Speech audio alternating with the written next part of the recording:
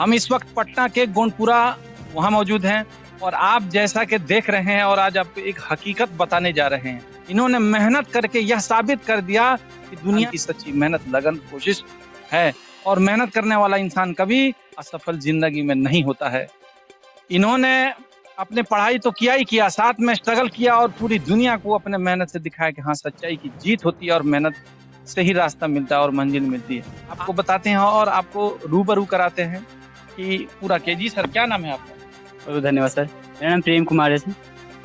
आप क्या कहना चाहेंगे आप तक चैनल वालों के दर्शकों को? मैं यही कहना चाहूँगा कि ज़िंदगी में जो भी उपलब्धि हासिल होती है वो बिना संघर्ष और बिना शिक्षा के वो असंभव है।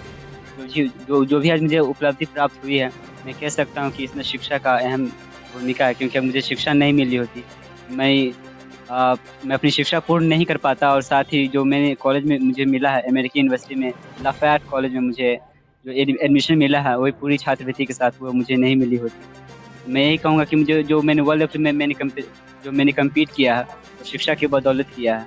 तो हम बहुत खुश हैं और मैं चाहता हूँ कि आप भी मतलब दर्शकों जो देख रहे हैं, मैं यही कहूँगा कि उन बच्चों से भी कि आप अपनी जो माता पिता जो सेवा कर रहे हैं, जो आपको तालीम दे रहे हैं, आप उनकी पूर्ण वो रिस्पेक्ट करें, इज्जत करें और पूरी मेहनत से अपनी परिवार को आप देखें और उसके लिए आप उसके प्रति जागरूक हों और मेहनत करें। आपने एक मेहनत करके एक ऐसा चीज दिखा दिया दुनिया में, अभी कैसे आप पाए? मैं यही कहना चाहता हूँ कि लोग करते हैं उसकी अपनी मनोधारणा या विचारधारा को बदलें और उसको जगह दें, क्योंकि अगर मुझे काफ़ी खुशी है कि मुझे लाफैट कॉलेज में एडमिशन मिला है अमेरिका में पढ़ने के लिए, और वो भी पूरी छात्रवृत्ति के साथ। तो इसकी शुरुआत होती है जब मैं 14 वर्ष का था, क्योंकि मैंने प्राइमरी एजुकेशन मैंने शोषित समाधान केंद्र से कर लिया था और हाई स्कूल की शिक्षा मैंने वहीं से की है। साथ ही जब मैं बताया कि एक डेक्सट्रिटी ग्लोबल एक संस्था है जिसके संस्थापक श्री शरद विवेक सागर सर जी हैं, और उन्हीं के संगठन में बहुत सारे प्रोग्राम है। एक प्रोग्राम होता है डेक्सट्रिटी टू कॉलेज, और उस कॉलेज में हमें सिखाया जाता है कि college research, application, leadership, entrepreneurship, public speaking और बहुत सारे जो कॉलेज प्रोसेस के जो भी आपको एप्लीकेंट के लिए चाहिए होता है, स्टूडेंट को चाहिए होता है, वो सारी चीज़ें वहाँ सिखाई जाती है। और जब मैं 12वीं में था तो मैंने अप्लाई किया था और मुझे काफ़ी कुछ सीखने को मिला कि कभी मैंने सोचा भी नहीं था कि मैं ऐसे कॉलेज में कभी अप्लाई करूँगा या मुझे ये अवसर प्राप्त होगी कि नहीं। लेकिन इस संगठन में आने के बाद मुझे वो अवसर दिखा, वो मौका मुझे मिला, मैंने अप्लाई किया, मेरा हुआ। सर, आपके तो बताए जा रहे हैं जैसे तो आपने यहाँ से मन दिया। मैं यही कहूँगा कि माँ का प्यार नहीं मिला, बाप का प्यार नहीं मिला, मिला तो चाचा का प्यार अभी उनके माध्यम से आप हैं, मगर आप जिसको माँ का प्यार नहीं मिला, वो बाप का प्यार नहीं मिला, उसने इतना बड़ा कारनामा करके दिखाया तो हैरत में डाल दिया आपने। मैं यही कहना चाहूँगा, नहीं भारत ही नहीं पूरी दुनिया के लोग आपको देख रहे हैं। हाँ जी, थैंक यू। मैं यही कहना चाहूँगा कि हो सकता है कि मैंने जीवन में मतलब कि अपने प्रारंभिक जीवन में मैंने माता पिता का मुझे प्यार नहीं मिला, लेकिन जो भी मुझे प्यार दिए वो पिता से कम नहीं था। वो मतलब जो भी वात्सल्य जो भी मुझे प्राप्त हुआ माता से या पिता से, जो मेरे उसके बाद आए वो भी पिता से कम नहीं है, क्योंकि अगर वो मेरी परवरिश नहीं करते तो शायद ही मैं ये मुकाम हासिल कर पाता। और मैं काफ़ी खुश हूँ कि वो अपने बच्चों की तरह मुझे पाले हैं। मेरे माता पिता जो जितिन मांझी हैं, काफ़ी उन्होंने बहुत मेहनत किया। वो एक मजदूर हैं, वो एक खेत में मतलब वो खेतों में काम करते हैं, उन्हें जो मिलता है 300 रुपये मिलते हैं, उसी में घर चलता है, सारा चीज़ चलता है। और उसमें भी वो मेरे लिए वो शिक्षा का वो अवसर लाएँ और उसमें मुझे पढ़ाएँ, मुझे एनजीओ में दाखिला करवाएँ। मैं काफ़ी खुश हूँ कि ऐसे परिवार और ऐसे माता पिता हैं वो होना चाहिए और बच्चों को सपोर्ट करना चाहिए और उसे और आगे बढ़ाएं। तो मैं काफ़ी खुश हूँ। अच्छा सर, जैसे कि आपको ही नहीं पूरी दुनिया का मालूम है कि भीमराव अंबेडकर को लोग जानते थे, आज वो नहीं है, मगर भीमराव अंबेडकर की मिसाल आपने। मैं यही कहूँगा कि जो बाबा साहब, आपके आगे बढ़ने से सभी लोगों को खुशी है, पूरे हिंदुस्तान का सर ऊंचा कर दिया आपने, क्योंकि आपने पूरे वर्ल्ड में 6 लोग थे जिन्होंने अप्लाई किया था लाफैट कॉलेज में, लोगों में आपका सिलेक्शन हुआ और वो भी इतनी भारी मतलब सौंप गई। देखिए, मैं यही कहना चाहूँगा कि जो भी मुझे उपलब्धि हासिल हुई है, मैं काफ़ी खुश हूँ। और जो भी आप 6 लोगों की बात कर रहे हैं, तो दुनिया में बहुत से लाखों और करोड़ों लोग अप्लाई करते हैं, वो भी अमेरिकन यूनिवर्सिटी में। तो वहाँ पे लगभग 6 में एक आना एक मेरे लिए बहुत ही अहम भूमिका है। जैसे कि आपने कहा कि बाबा साहब भीमराव अम्बेडकर, वो हमारे एक प्रेरणा भी है, क्योंकि वो भी एक मतलब कि दलित परिवार से आते थे। उन्होंने जो शिक्षा ली कोलंबिया यूनिवर्सिटी से, और वो अपनी शिक्षा का एक सही योगदान हमारे प्रति, और जो भी कहें अनुसूचित जाति जो भी, वो सभी सामान्य मतलब लोगों के लिए एक संविधान खड़ा किए, संविधान बनाए, और उनके ही आज दी गई ये संविधान, उनके जो अधिकार हम लोग को मिली है, उनके बदौलत कि आज हम शिक्षा ले पा रहे हैं।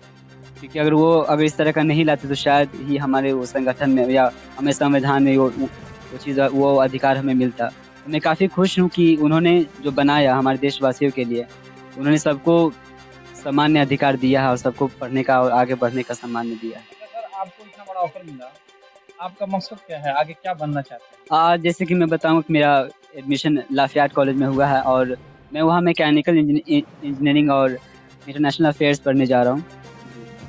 अच्छा, ये जो स्कॉलरशिप की बातें आ रही हैं 2.5 करोड़ की, इसमें क्या सच है? मुझे जो वहाँ पढ़ने खाने और रहने की जो भी आने जाने की यहाँ जो भी आय व्यय होगी, वो उसके लिए 2.5 करोड़ की स्कॉलरशिप मिली है। मतलब पढ़ने की खाने की जितनी खर्चा होगा वहाँ कॉलेज में, वो सारी खर्चा मेरी जो लफायत कॉलेज है वो उठाएगी। लफाइट कॉलेज उठाएगी। अच्छा, अभी फिलहाल आपका वीजा वगैरह पासपोर्ट वगैरह बन गया?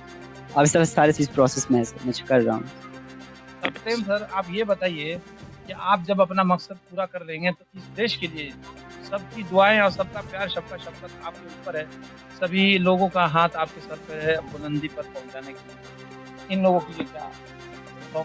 देखिए मैं यही कहूँ, अबुल कलाम ने रात एक करके उनके चेहरे पे देखिए तो समझ में आती है कि हाँ, मेहनत ही सफलता के लिए जरूरी है। बिल्कुल बिल्कुल। उनके चेहरे पे देखने के बाद ये नजर नहीं आता था कि आराम कोई चीज है, उनके चेहरे पे देखने के बाद यही महसूस होता कि हाँ, मेहनत करना ही हमारी कामयाबी है। तो आप एक देश का नाम रोशन करेंगे, अपने देश के लिए आप देखिए मैं यही सोचा कि मैं वहाँ से पढ़ कर आऊँगा, तो जो भी मेरी शिक्षा वहाँ से पूर्ण होगी तो मैं अपनी शिक्षा का पूरा योगदान अपने देश निर्माण में लगाऊंगा। साथ ही अपने जो समुदाय से आता हूँ वहाँ के समुदाय के बच्चों के लिए मैं शिक्षा प्रदान करूँगा, क्योंकि हम जिस हमारी जो समुदाय में होती है कि बेरोजगारी काफ़ी और गरीबी काफ़ी है और शिक्षा का अभाव भी है। तो मैं चाहता हूँ कि अपनी शिक्षा का पूरा योगदान अपने समाज के बच्चों में उत्थान करने में लगाऊं, ताकि वो भी मेरे जैसे आगे बढ़कर हमसे भी बेहतर करे और समाज में काफ़ी अच्छा योगदान दे सके, ताकि हमारा निर्माण हो सके और हमारे समुदाय और मेहनत।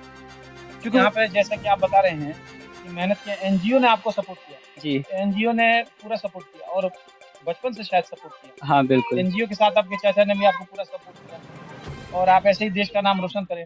आप उन बच्चों के लिए क्या मैसेज देंगे जो बेचारे कमजोर हैं, बैकग्राउंड उनका कमजोर है, जो किसी तरह की उनको मदद नहीं मिलती है और वो बहुत परेशान रहते हैं कि हमें भी कुछ ऐसी मदद मिलती कि हम अपने डॉक्टर बनते, इंजीनियर बनते, जज बनते, वकील बनते।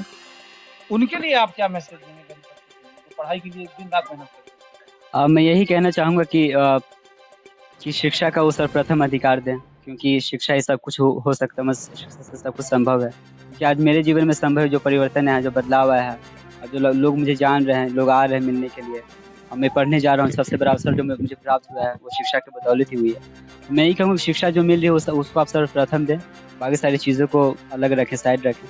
और मैं यही कहूँगा कि जो भी आपके माता पिता जो मेहनत कर रहे हैं उनकी मेहनत को कदर करें, क्योंकि वो जितनी भी रात दिन मिलकर वो मेहनत करते हैं वो आपके लिए ही करते हैं, शिक्षा के लिए। क्योंकि अगर वो आपको उच्च कोटि की शिक्षा अगर दे रहे हैं, अगर नहीं भी मिल पा रहा है तो मैं सरकार से ये दरख्वास्त करूँगा कि इन बच्चों की प्रतिभा को देखें, उनकी मदद करें, क्योंकि मेरे जैसे प्रेम और भी होंगे कहीं बस्तियों में या कहीं झोपड़ी में या कहीं पे मोहल्ले में कहीं पढ़ रहे होंगे। तो मैं ही सरकार से दरख्वास्त करूँगा कि उन बच्चों की प्रतिभा को देखिए, उनको परखिए और उनको वो अवसर दीजिए कि वो भी हमारी तरह पा सकें जो मुझे अवसर मिला। मैं ये भी कहना चाहूँगा कि सरकारी स्कूलों में वो शिक्षा इंग्लिश लानी चाहिए, क्योंकि इंग्लिश अगर नहीं है तो काफ़ी बच्चों को तकलीफ होती है, बहुत सारी कॉम्पिटिशन्स में, या कहें कि हाई एजुकेशन में भी, या कॉलेज एजुकेशन में चाहिए होता है। तो मैं सरकार से दरख्वास्त करूँगा कि सरकारी स्कूलों में भी इंग्लिश लाया जाए, पढ़ाया जाए, बच्चों को सीख दी जाए, कि काफ़ी ज़रूरत है, क्योंकि समय के अनुसार हमें भी बदलना होता है। ये थे प्रेम कुमार, जो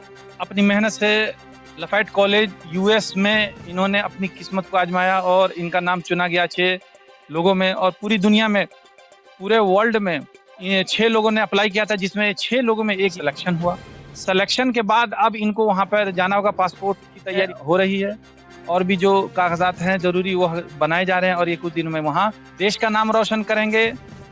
अपने यहाँ पे जो इनके लोग हैं उनका नाम रोशन करेंगे, माँ बाप का नाम रोशन करेंगे और इनके द्वारा जो चीज़ें मालूम हो रही हैं कि हजारों साल नरगिस अपनी बेनूरी पे रोती है, बड़ी मुश्किल से होता है चमन में दीदवर पैदा।